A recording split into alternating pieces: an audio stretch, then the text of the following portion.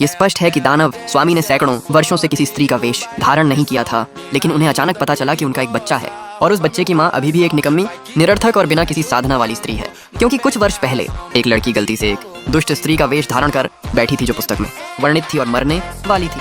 अपनी पवित्रता बनाए रखने के लिए वह गलती से दानव स्वामी के साधना स्थल पर पहुंच गई और उसने गहन ध्यान में लीन दानव स्वामी को अपने वश में कर लिया। तब से वह गर्भवती है। इस समय दानव कुल हॉल में शियाओ यान खड़ी हो गई और हॉल के बीच में खड़े व्यक्ति को देखते हुए ऊंची आवाज में बोली, क्या तुम गर्भवती हो? बच्चा अभी भी मेरा है।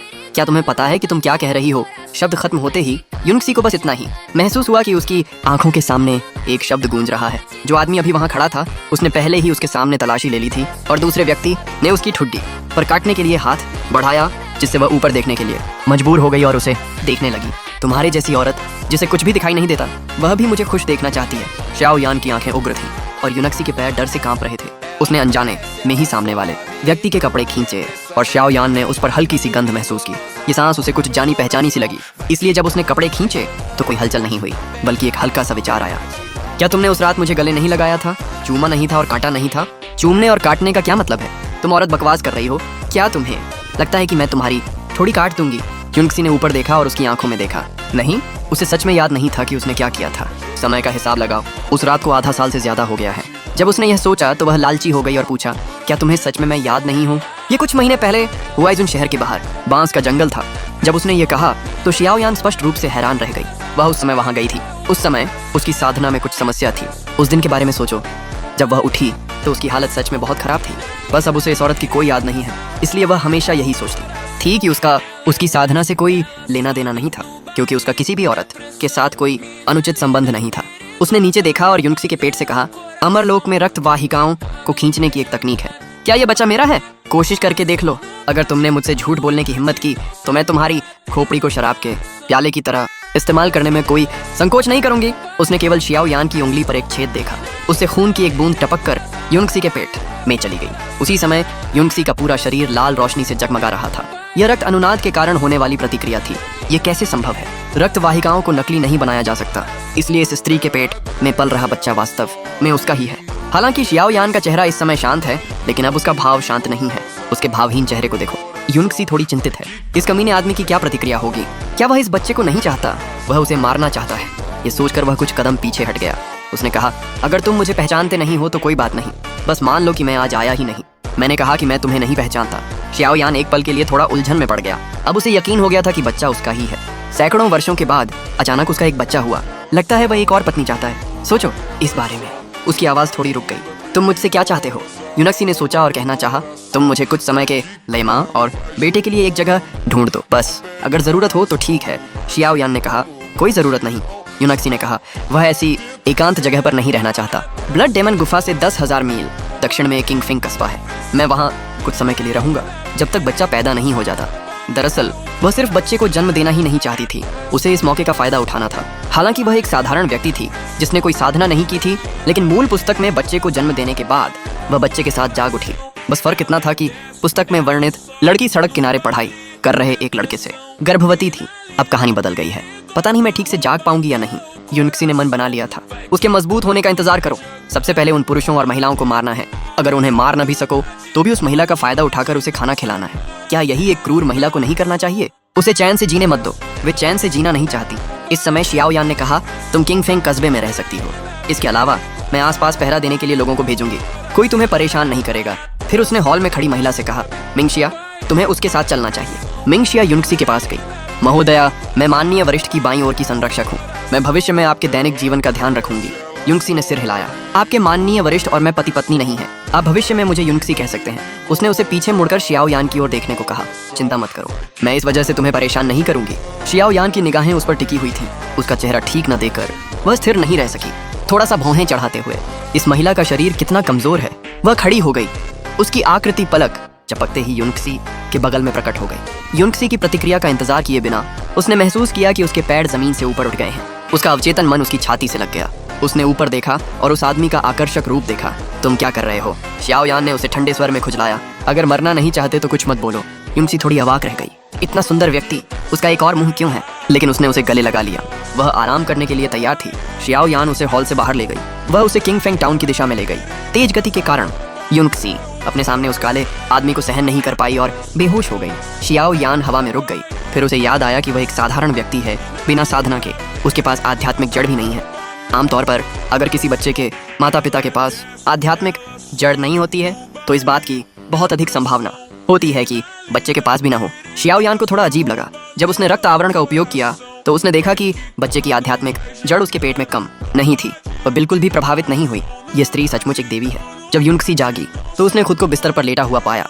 वह उठी और बिस्तर पर चली गई। उसने अपनी आंखें खोली। ये एक सामान्य घर था। खिड़की से धूप आ रही थी। वह बहुत गर्म लग रही थी। इसी समय उसे अचानक अपने मुंह में खून की गंध महसूस हुई।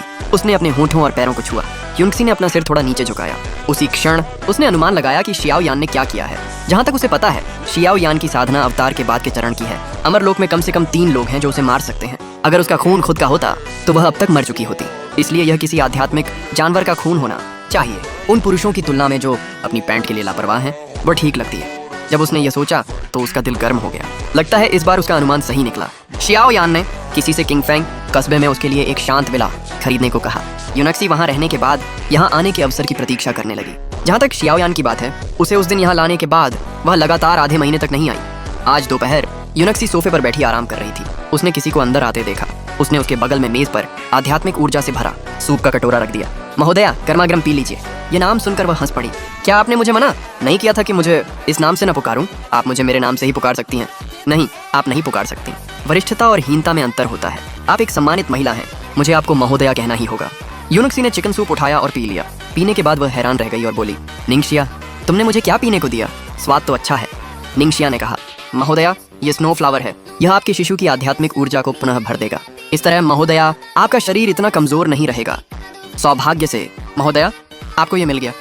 नहीं तो शिशु के जन्म तक आपका शरीर शायद इतना सहन न कर पाता। युनक्सी जानती थी कि निंगशिया सच कह रही है।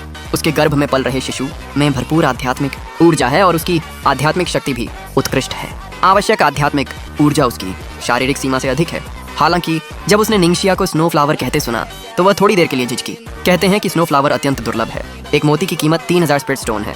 ये बाजार में बहुत कम मिलता है। निंगशिया को मानो उसकी बात समझ आ गई और वह हंसते हुए बोली, महोदया, चिंता मत कीजिए। हमारे स्वामी जानते हैं कि आप कमजोर हैं। वे गुप्त स्थान मर गए और एक विशालकाय सर्प को मार डाला। ये सब उस विशालकाय सर्प के निवास स्थान से है। बच्चे के जन्म तक आपके खाने के लिए पर्याप्त है। क्या यह इतना विलासितापूर्ण है? एक मिनट रुकिए। आपका मतलब है कि वे गुप्त स्थान पर गए और मेरे लिए ये लाए?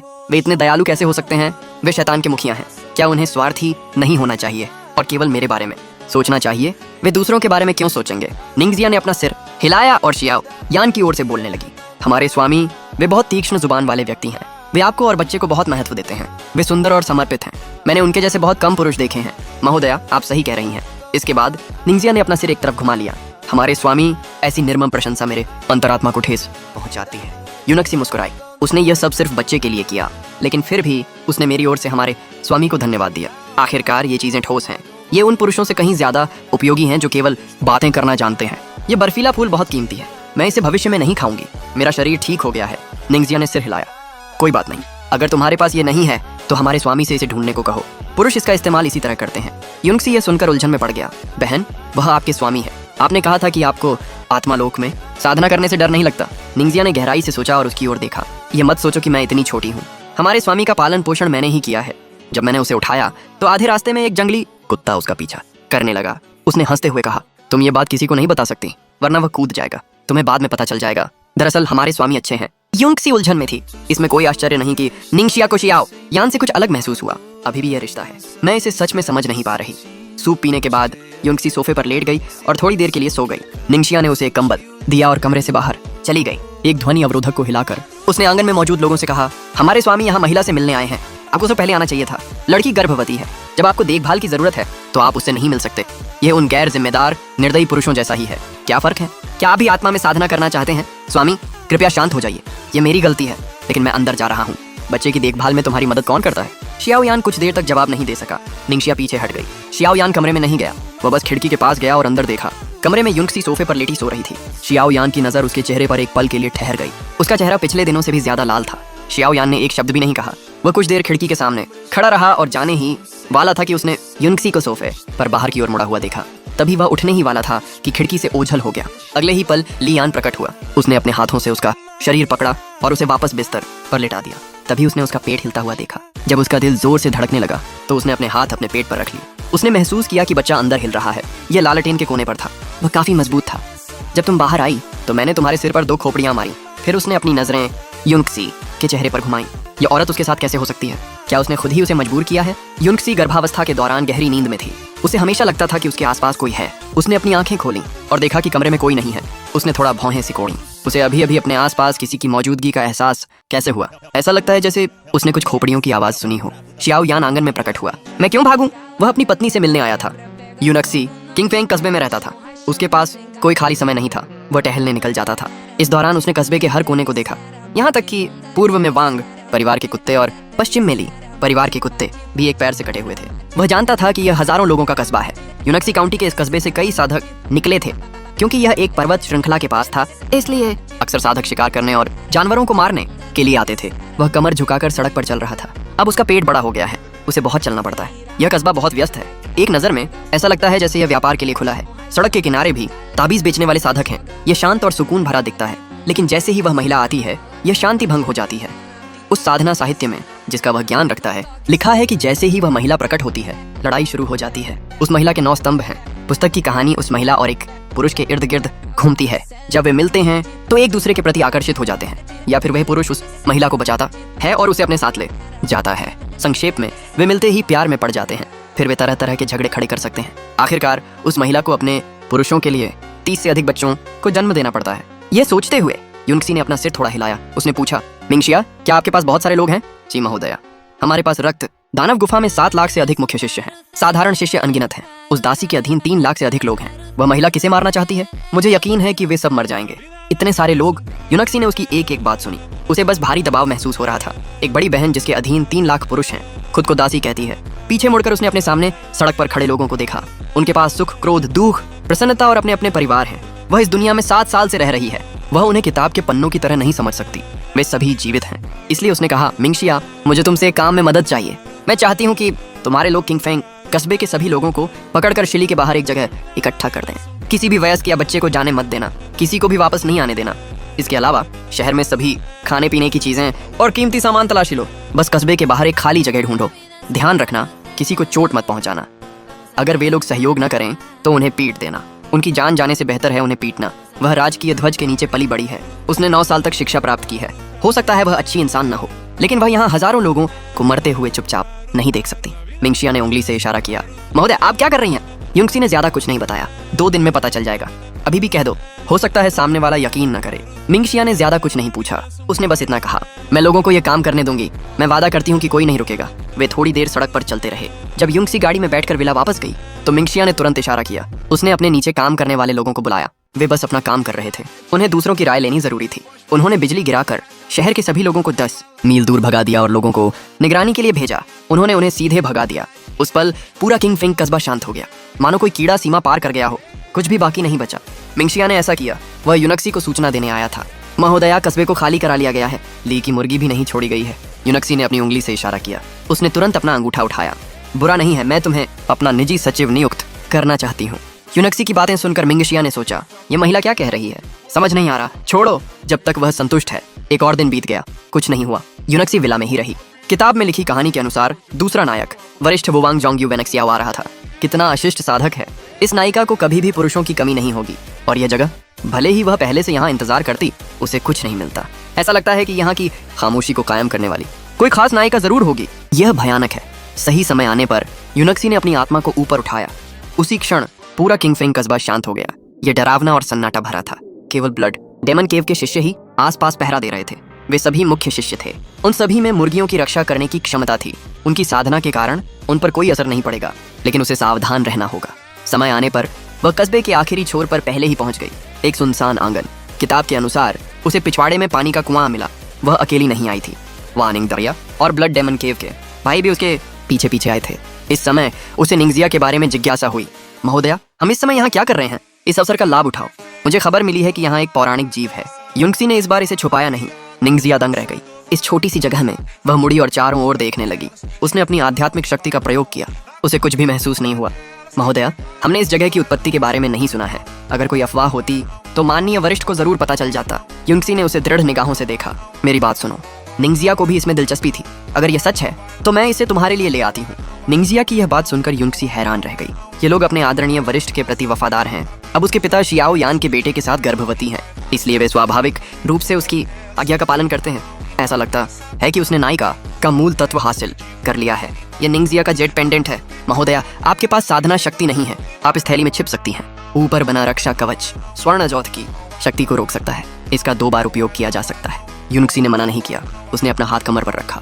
धन्यवाद निंगजिया, मुझे सच में इसकी जरूरत है। चलो इस बारे में बात नहीं करते, पहले हम साथ में छिप जाते हैं। कथा के अनुसार आज आधी रात के बाद पौराणिक जीव झूके प्रकट होगा। उस समय जहाँ झूके रहती थी वहाँ आम लोग राख हो जाते, यहाँ तक कि कम साधना वाले साधक भी अलग हो जाते। युनक्सी ने हाथ बढ़ाकर अपनी बाहों में मौजूद अग्निगोले को छुआ। यह अग्निगोला एक ऐसा खजाना था जो सांस को छुपा सकता था। यह नायिका का मूल भी था, लेकिन उसे यह संयोग से मिला था। उसे तब तक पता नहीं था नायिका का मूल भी छीना जा सकता है, उसका भाग्य भी मिटाया जा सकता है। समय बीतने के साथ युनक्सी ने अपने पेट को छुआ और आह भरी। यह स्त्री आसान नहीं है, उसे अपने पेट के साथ परेशानी मोल लेनी होगी। तभी उसने एक स्त्री को आकाश से गिरते देखा। फिर एक आकृति प्रकट हुई। उसने उसे बस एक पल के लिए छुआ। वे दोनों स्वाभाविक रूप से नायिका और नायिका थीं। उसी समय उस आदमी के हाथ ने नायिका की कमर पकड़ ली और ये बस एक पल के लिए हुआ। फिर उसने गुजियाओ जियाओ को दीवार पर रख दिया। फिर एक अवर्णनीय घटना घटी। हालांकि नायिका होने के नाते उसे संयम बरतना पड़ा। जब कपड़े कलाई तक खींचे गए तो गुजियाओ जियाओ ने नायिका को झटक दिया। उसने गंभीर स्वर में कहा, हम ऐसा नहीं कर सकते। मैं पहले से ही अपने भाई के बच्चे की माँ बनने वाली हूँ। उसने कहा कि उसने एक चाकू निकाला और खुद को मार डाला। अगर मैं मर भी जाऊं तो मुझे अपने भाई के लिए कोई खेद नहीं होगा। और इसी क्षण खून की एक बूंद उसकी गर्दन से नीचे गिरी। पूरी धरती जोर से कांपने लगी। अचानक एक लाल बत्ती चमकी। वह सीधे आकाश की ओर इशारा कर रही थी और रात के आकाश को रोशन कर दिया। जैसे जैसे आसपास का तापमान बढ़ता गया, अजीबोगरीब पैटर्न वाला एक अंडा आग की लपटों के साथ जमीन से उड़ता हुआ निकला। गुजियाओ जियाओ ने अचानक अपनी आंखें खोली।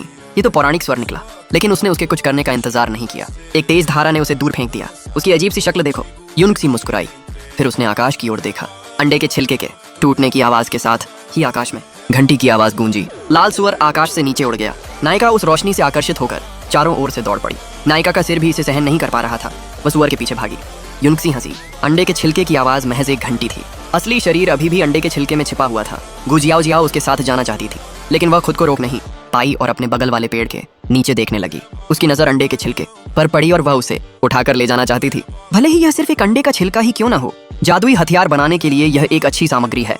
लेकिन अंधेरे में छिपी युनक्सी ने उससे एक कदम आगे बढ़कर उसे रास्ता दिखाया। उसने हाथ हिलाकर उसके चेहरे पर रेत फेंकी। फिर उसने भंडार गृह में कालीन से खरीदा हुआ जादुई हथियार निकाला और उसे एक छड़ी से जमीन पर गिरा दिया। युनक्सी बस आगे बढ़कर बदला लेना चाहती थी।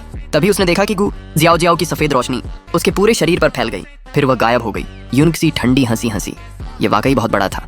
मैडम क्या हो रहा है? निंगजिया लोगों को पकड़ने। मैं मदद करना चाहती थी। उसने देखा कि आप मजे कर रही हैं, इसलिए वह चुपचाप इंतजार कर रही थी। कोई बात नहीं, उसकी चिंता मत करो। मेजबानी करने के बाद युनक्सी को आराम महसूस हुआ, लेकिन उसने उसके खुश होने का इंतजार नहीं किया। तभी उसके पीछे से एक जानी पहचानी आवाज आई। पेट में दर्द होने लगा। किसी के आने पर उसके बगल में खड़ी निंगजिया ने अपनी कमर थोड़ी झुकाई और रक्त दानव गुफा से कुछ शिष्य भी प्रकट हुए और घुटने टेक दिए। तुम सब जा सकते हो। शियाओ यान की आवाज धीमी हुई। निंगजिया का शरीर पहले ही गायब हो चुका था। युनक्सी ने अपनी गर्दन उचकाई। उसका शरीर थोड़ा मुड़ा। वह थोड़ा पीछे हट गई और दूरी बना ली। फिर वह हंसी। हाँ, क्या संयोग है। श्रीमान, आप यहाँ क्यों हैं? शियाओ यान का चेहरा हमेशा से ही भावहीन था। मैं नहीं आ सकती। मैंने देखा कि आपने अपने बच्चे को पेट से छूकर गायब कर दिया। गायब करने का क्या मतलब? बच्चा तो ठीक है।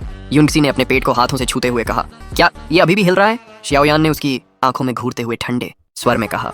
तुम यहाँ इसलिए रहना चाहती हो क्योंकि तुम्हें पहले से ही पता था कि यहाँ एक पौराणिक जीव है। युनक्सी ने हल्का सा सिर हिलाया। मुझे आने से पहले पता नहीं था, लेकिन आने के बाद मुझे पता चला कि यहाँ कुछ तो गड़बड़ है। शियाओ यान ने थोड़ा मजाक करते हुए कहा। मुझे इसके बारे में बताओ, तुम्हें कैसे पता चला? युनक्सी ने कुछ ऐसा पूछा जो मुझे नहीं पता। मैं उसे नहीं बता सकती। मैं वही हूँ जिसके पास यह कहानी है, इसलिए मैं सिर्फ बकवास कर सकती हूँ। बात यह है, जो मैंने सपना देखा है वह कुछ दिनों में सच हो जाएगा। तुम ड्रीम क्लाउड ट्राइब से हो? शियाओ यान ने हैरानी से पूछा। युनक्सी हैरान थी। ड्रीम क्लाउड ट्राइब क्या? मैंने इसके बारे में कभी नहीं सुना। यहाँ तक कि इस काल्पनिक परिकथा साहित्य में भी इसका जिक्र नहीं है। लगता है उसे सच में नहीं पता। शियाओ यान ने अभी समझाया। ड्रीम क्लाउड ट्राइब के लोग सुदूर उत्तर में रहते हैं। उनके पास आकाश देखने की क्षमता है। कहा जाता है कि वे भविष्य बता सकते हैं। युनक्सी थोड़ी हैरान हुई। यह तो वाकई अद्भुत है, लेकिन मैं ड्रीम क्लाउड ट्राइब से नहीं हूँ। चाहे आप हो या ना हो, बेहतर है कि दूसरों को न बताऊं। बाहर वाले कहेंगे कि हमें पहले ही खबर मिल गई थी। युनक्सी मुस्कुराई। याद दिलाने के लिए धन्यवाद, लेकिन मेरी जबान बहुत छुपी हुई है। मैं इस तरह की बात बाहर वालों को नहीं बताऊंगी। चलिए अभी इस बारे में बात नहीं करते। वह मुड़ी और सुअर के खून के खोल की ओर चल पड़ी, लेकिन उसने पाया कि खोल में कुछ भी नहीं था। बिल्कुल नहीं, मालकिन तो उसी के हाथों बेहोश हो गई थी। क्या सुअर का खून अपने आप मालकिन तक पहुंच सकता है? युनक्सी निराश होकर दांत पीसने लगी। शाओयान ने कहा, तुम इसे ढूंढ रही हो? युनक्सी ने ऊपर देखा। उसने हाथ में लाल पंख लिए एक छोटी सी मुर्गी देखी। क्या यह नवजात सुअर का खून नहीं है? युनक्सी ने उसकी घुटन भरी शक्ल देखकर उसे याद दिलाया, यह भी एक पौराणिक जीव है। दम घुटकर मर मत जाना। शाओयान हंस पड़ी। यह मुर्गी अपरिचित लग रही है। उसका दम घुट गया। ये सुनकर स्वर्णी का खून कांपने लगा। वह दया की भीख मांगने लगी। वह तो अभी पैदा ही हुई है, क्या तुम मरना नहीं चाहती? बेचारी नन्ही मुर्गी को देखो। युनक्सी ने शाओयान का हाथ पकड़ा। मुझे लगता है वह काफी आध्यात्मिक है, आगे चलकर आज्ञाकारी बनेगी, कहीं दम घुटकर मर न जाए। शायद उसने युनक्सी को अपने लिए बोलते हुए देखा। स्वर्णी के खून ने सिर हिलाया। ठीक है। शाओयान ने अपने हाथ में पकड़ी नन्ही मुर्गी को युनक्सी को दे दिया। क्योंकि तुम्हें यह पसंद है तो तुम इसे पालतू जानवर के रूप में रख सकती हो। युनक्सी ने उसे अपने हाथ में ले लिया। उसने देखा कि नन्ही मुर्गी के पंख उसकी उंगलियों को पकड़े हुए हैं। उसने अपने पंखों से स्वर्णी के खून की दिशा की ओर इशारा किया। उसकी प्यारी सूरत देखकर युनक्सी उसके पास गई और धीमी आवाज में बोली, नन्ही मुर्गी, सच में मैं अच्छी इंसान नहीं हूँ। उसने मुस्कुराते हुए कहा, मुझे नहीं पता चिकन सूप में क्या फर्क है। क्या आप इसमें अदरक के टुकड़े डालना चाहेंगी? यह सुनकर स्वर्णी के खून ने अपने पंख पकड़ लिए और गिर पड़ी। ऐसा लगा जैसे उसने अपनी सारी ताकत और शक्ति खो दी हो। लेकिन युनक्सी ने कहा, मुझे अपने आध्यात्मिक पालतू जानवर के प्रति अच्छा व्यवहार करना चाहिए। कैसा रहेगा? मेरा बेटा जल्द ही पैदा होने वाला है। तुम मेरे बेटे की आध्यात्मिक पालतू जानवर बन सकती हो। भविष्य में उसकी रक्षा की जिम्मेदारी मेरी होगी। छोटी स्वर्णी ने सिर हिलाया। इस समय पौराणिक जानवर भी शांत था। जीवन महत्वपूर्ण था। उसने अपने शरीर पर केवल प्राचीन ताबीजों का एक घेरा देखा। फिर ताबीज युनक्सी के पेट में डाल दिए गए। उसने अपने पेट में पल रहे बच्चे के साथ एक अनुबंध पर हस्ताक्षर किए। युनक्सी ने एक तरफ देखा और शाओयान ने पूछा, क्या यह ठीक है? शाओयान ने सिर हिलाया और राहत महसूस की। अब मौका आ गया है, तो अब हमें पहले बच्चे को जन्म देना होगा। ये सोचते हुए उसने कहा, यहाँ बिना जले रहना संभव नहीं है। कृपया मेरे लिए कोई ऐसी जगह ढूंढिए जहाँ मैं न रह सकूं। यह आसान है। शाओयान ने उसकी ओर देखा। कुछ पल आश्वासन देने के बाद उसने ठंडे स्वर में पूछा, क्या मुझे दानव महल वापस जाना चाहिए या मुझे इसी भूमि पर रहना जारी रखना चाहिए? दानव महल शब्द सुनते ही युनक्सी के मन में अनजाने में कई खोपड़ियां और पीले कंकाल उभर आए। उसने खांसते हुए कहा, यह समय की बर्बादी है। अभी बात खत्म नहीं हुई है। देखो, इससे पहले वाला कस्बा काफी अच्छा था। मैं अभी भी बाहर जा सकती हूँ और 2 चाचियों से मिल सकती हूँ, गपशप सुनने और तरबूज खाने के लिए। यह वातावरण मेरी गर्भावस्था के लिए बहुत उपयुक्त है। साधना से मुझे आराम मिलता है। अफसोस की बात है कि यहाँ पहले से ही आग लग चुकी है। शाओयान को हल्की सी जलन हुई थी। फिर भी वह यहीं रहना चाहती है और बच्चे को जन्म देना चाहती है। उसके दानव महल में क्या गड़बड़ है? उसे क्या चाहिए? उसकी सेवा करने के लिए अनगिनत लोग हैं। ये मूल रूप से बहुत सुरक्षित है। छोड़ो, उसे रहने दो। मैंने सुना है कि इस गर्भवती महिला के मन में बहुत सारे विचार आते हैं। उसे आमतौर पर अच्छे मूड में रहना पड़ता है, गर्भपात या किसी और समस्या की स्थिति में। हालांकि यह महिला थोड़ी नखरे वाली है, फिर भी वह अपने बच्चे को जन्म देने वाली है। अगर गर्भपात हो जाता है तो ये उसकी गलती होगी। बेशक वह इन बातों को नहीं समझती। ये सब इसलिए है क्योंकि निंगशिया उसे पहले से ही परेशान कर रही थी। उसे बस 2 वाक्य याद आए। जब उसने यह सोचा तो उसने हल्के से मुंह खोला, जब यह सब ठीक हो जाएगा तो मैं उससे फिर मिलूंगी। मुझे लगता है कि किंगफेंग टाउन से 10 मील दूर एक और जगह है। ये बस पहाड़ का एक छोटा सा हिस्सा है, लेकिन कोई बड़ी बात नहीं है। मैं कल लोगों को दिखा दूंगी। 3 दिन में मिलते हैं। बच्चा होने से पहले तुम्हें मुझे रोकना होगा। इस बार युनक्सी उसकी बातों से सचमुच हैरान रह गई। वह अपने लिए एक और किंगफेंग टाउन बनाने जा रही है। उसका हैरान चेहरा देखो। शाओयान थोड़ी चिढ़ गई। ऐसा नहीं है कि तुम यहाँ बच्चा पैदा करना चाहती हो। तुम औरतें बड़ी झंझट वाली हो। तुम्हें बच्चा पैदा करने के लिए जगह चुननी होगी। युनक्सी इन शब्दों से घुट गई। उसने हाथ उठाया। उसके होंठ सूखे थे।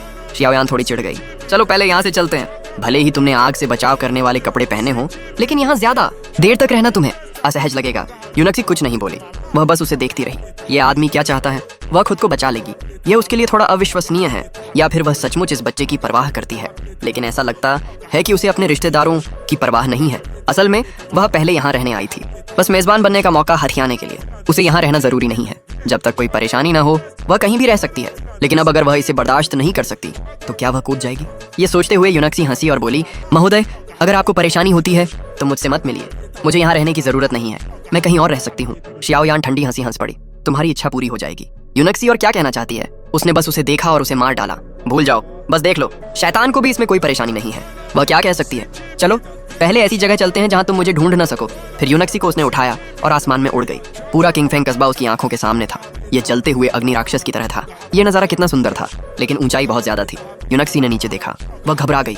उसे चक्कर आने लगा। शाओयान उसे हवा में ले जा रही थी। गति बहुत तेज थी। थोड़ी देर बाद युनक्सी नींद से खुद को रोक नहीं पाई। वह शाओयान के कंधे पर सो गई। शाओयान ने थोड़ा नीचे देखा। इस महिला ने रास्ते में कई बार अपनी मुद्रा बदली है। अब उसके हाथ उसकी गर्दन को पकड़े हुए हैं। उसकी सांसें लगभग उसकी गर्दन के पास पहुंच रही हैं। यह हास्यास्पद है। शाओयान ने पास में ही एक शिविर लगाया और अपने लिए एक जगह ढूंढे। एक रात के बाद किंग फेंग कस्बे में लगी आग बुझ गई। पिछली रात फैलती हुई आग को देखकर शियाओयान ने जाते समय एक घेरा बना दिया था, इसलिए आग नहीं फैली। किंग फेंग कस्बे के बाहर किसी पर हमला नहीं हुआ और जो लोग 10 मील आगे भगा दिए गए थे उन्होंने भी पिछली रात आधी जलती हुई आग देखी थी, और जब वह जानवर पहली बार प्रकट हुआ था तब उसकी रोशनी भी देखी थी। आज सुबह तक शियाओयान को साधकों से पता चला कि किंग फेंग कस्बा जलकर राख हो गया है। उन्हें पहले ही कस्बे में भेज दिया गया था, इसलिए वे भाग गए, लेकिन उन्हें आराम करने का समय नहीं मिला। बूढ़े और अमीरों को छोड़कर बाकी सभी को एक नया घर बनाने के लिए मजबूर किया गया। आज उन्होंने उस विशाल राक्षस को देखा जिसके बारे में कहा जाता था कि वह पलक झपकाए बिना लोगों को मार डालता है। वह कहीं से प्रकट हुआ और अपनी शक्ति से एक पर्वत को उखाड़ फेंका। वहां के लोगों ने धरती को कांपते हुए महसूस किया। उन्होंने उस पर्वत को देखा जो उनकी दृष्टि में छिपा हुआ था। अचानक वह एक ऐसी जगह बन गई जहां उन्हें अंत दिखाई नहीं दे रहा था। उसी समय आकाश से एक आवाज आई, अब से ये किंग फेंग कस्बे का नया निवास स्थान है। 3 दिन बाद मिलते हैं। ये आवाज सुनकर राक्षसों और शिष्यों का एक समूह वहां इकट्ठा हो गया। दानक्सी घुटने टेक कर बैठ गया और अपना हाथ अपनी छाती के सामने रखी तलवार पर रख दिया। जी महाराज। यह दृश्य देखकर सभी लोग अवाक रह गए। आकाश में वह आकृति जब तक अदृश्य नहीं हुई तब तक उन्हें होश नहीं आया। पहाड़ को गिराने वाला व्यक्ति असल में बाहर मौजूद भयंकर दानव निकला, लेकिन ये उससे अलग है जो उन्होंने सुना था। कहा जाता है कि रक्त दानव गुफा का रक्त खून की तरह लाल होता है और भयानक दिखता है, लेकिन अब जो लोग उन्हें दिख रहे हैं वे फूलों की तरह अंधे हो गए हैं। रक्त दानव गुफा के शिष्यों ने उनकी ओर देखा। तुम क्या देख रहे हो? महाराज, हम भी वही हैं जो तुम देख सकते हो, आंखों को देखो। यह सुनकर सभी ने अपने सिर झुका लिए। अभी अभी हुए दृश्य ने उन पर थोड़ा असर डाला। अगर वह रक्त दानव न होता तो उसके चारों ओर मौजूद काले और लाल आभा से यह पता लगाना वाकई मुश्किल था कि वह एक दानव है। इस क्षण उन्हें एक कहावत याद आई, अगर तुम दानव से नहीं डरते तो तुम इस बात से डरते हो कि दानव दिखने में सुंदर है। लोगों की निगाहें मार्शल आर्ट पर टिकी थीं। देखो, ये एल्डर लो है। शाओयान के जाने के कुछ ही समय बाद आकाश में एक आध्यात्मिक नाव प्रकट हुई। नाव पर एल्डर लुओ किंग खड़े थे। उन्होंने एक नया खाका निकाला और आधिकारिक तौर पर किंग फेंग टाउन का निर्माण शुरू किया। वांग, जो मूल रूप से किंग फेंग टाउन में सर्वोच्च पद पर थे, ने खाके को देखकर लगभग अपना मुंह खुला छोड़ दिया। मूल रूप से 10,000 लोगों का किंग फेंग टाउन छोटा नहीं था, लेकिन इस योजना के अनुसार यह पिछली योजना से 10 गुना से भी अधिक बड़ा है। हालांकि मेरे मन में कई सवाल थे, लेकिन मैं उन दानव साधकों की बुरी आत्माओं को देख सकता था। वे और कुछ पूछने की हिम्मत नहीं कर रहे थे। वे केवल कड़ी मेहनत कर रहे थे। रक्त दानव गुफा के शिष्यों के साथ जमीन खोदने के लिए गए, लकड़ी और भोजन ढोने के लिए गए। ये दानव साधक सभी शक्तिशाली हैं। वे एक बार में सैकड़ों किलो सामान ढो सकते हैं। हजारों किलो बहुत विशाल होते हैं, इसलिए उनके लिए घर बनाना कोई मुश्किल काम नहीं था। इसमें सिर्फ 3 दिन लगे। नया बना कस्बा इस हरे भरे पहाड़ पर दिखाई दिया। सुंदरता के लिए रक्त दानव गुफा के एल्डर लुओ ने सीधे इशारा करके एक नदी खोल दी। नदी किंग फेंग कस्बे के चारों ओर बहती है। युआन यिंकी की साधना के कारण यह छोटा सा काम भी उनके लिए बहुत आसान था। किंग फेंग कस्बा बनाने के बाद लुओ किंग सबसे पहले शियाओयान से मिलने गए और उन्हें अपने काम की प्रगति के बारे में बताया। शियाओयान की बात सुनकर उन्होंने कहा, मुझे समझ आ गया, नीचे जाओ और इनाम ले आओ। इसके अलावा निंगशिया ने उस महिला को किंग फेंग टाउन भेज दिया है। मैं कुछ समय के लिए एकांतवास में जा रही हूँ। मैं इसे खुद संभाल लूंगी। आदरणीय गुरुजी, एकांतवास की चिंता न करें। मैं और अन्य शिष्य महोदया और गुरुजी की रक्षा करेंगे। जब यूनक्सी निंगशिया के साथ नए शहर में गई तो वह अभी भी बहुत आश्चर्यचकित थी। एक शहर 3 दिनों में बन गया था। किंग फेंग टाउन में पहले केवल 10,000 लोग रहते थे। अब नया शहर पहले के किंग फेंग टाउन से 10 गुना बड़ा है।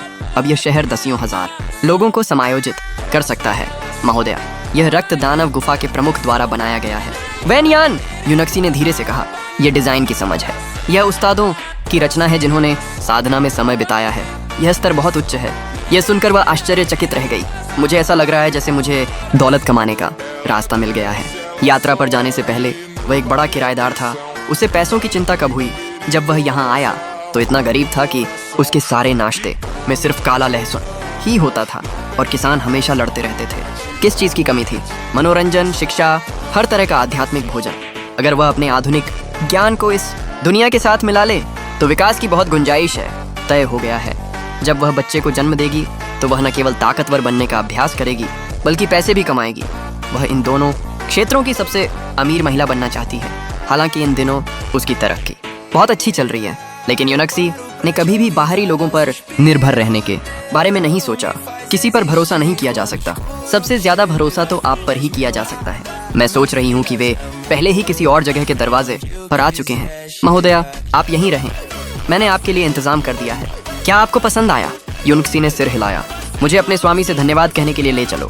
महोदया, हमारे स्वामी ने दरवाज़ा बंद कर दिया है, उन्हें बाहर आने में कुछ समय लग सकता है। युनक्सी ने सिर हिलाया। कोई बात नहीं, उनके बाहर आने पर मैं उनसे धन्यवाद कह दूंगी।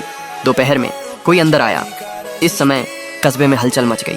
कुछ साधक अपने लिए घर का बंटवारा करवाने के लिए पंजीकरण करवा रहे हैं। प्रत्येक परिवार को घर पाने के लिए 50 स्नैक्स जमा करने होंगे। यदि घर में स्नैक्स नहीं है तो आपको 50 स्नैक्स चुकाने तक काम करना होगा। कोई जबरन सजा नहीं है। लेकिन वे सभी लोग मुस्कुरा रहे हैं। वे उन लोगों को बधाई दे रहे हैं। कुछ लोग शर्मा रहे हैं। उन्होंने सोचा था कि उनका कोई घर नहीं है, उन्हें अपना गृहण घर छोड़कर दूसरी जगहों पर जाना होगा जीविका कमाने के लिए। पहले वे हमेशा साधकों को बुरे लोग समझते थे। इस समय वे ऐसा नहीं सोचते। ये तो धर्मी लोग हैं। वे अभी भी उस जानवर का पता लगा रहे हैं। किसी को उनकी जान की परवाह नहीं है। इसके बजाय इन साधकों ने न केवल पूरे शहर को डरा दिया, बल्कि उनके लिए नए घर बनाने में मानव और भौतिक संसाधन भी खर्च किए। इस समय उनके मन में थोड़ा संदेह है।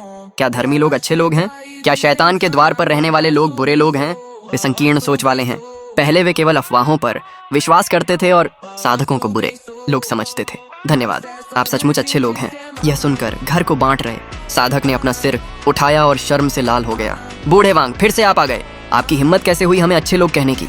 आप किसका अपमान कर रहे हैं? हाँ, सही कहा। दूसरे व्यक्ति ने भी मुस्कुराते हुए कहा, हम साधक हैं। क्या आप जानते हैं साधक, मैं अच्छा इंसान नहीं बनना चाहता। अंत तक देखने के लिए धन्यवाद।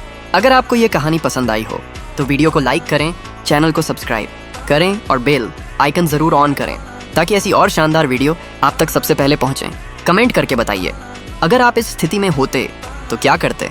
और याद रखिए, कभी कभी सच पूरी जिंदगी बदल देता है। अगली वीडियो बहुत जल्द आने वाली है, इसलिए जुड़े रहिए। फिर मिलेंगे अगली वीडियो में।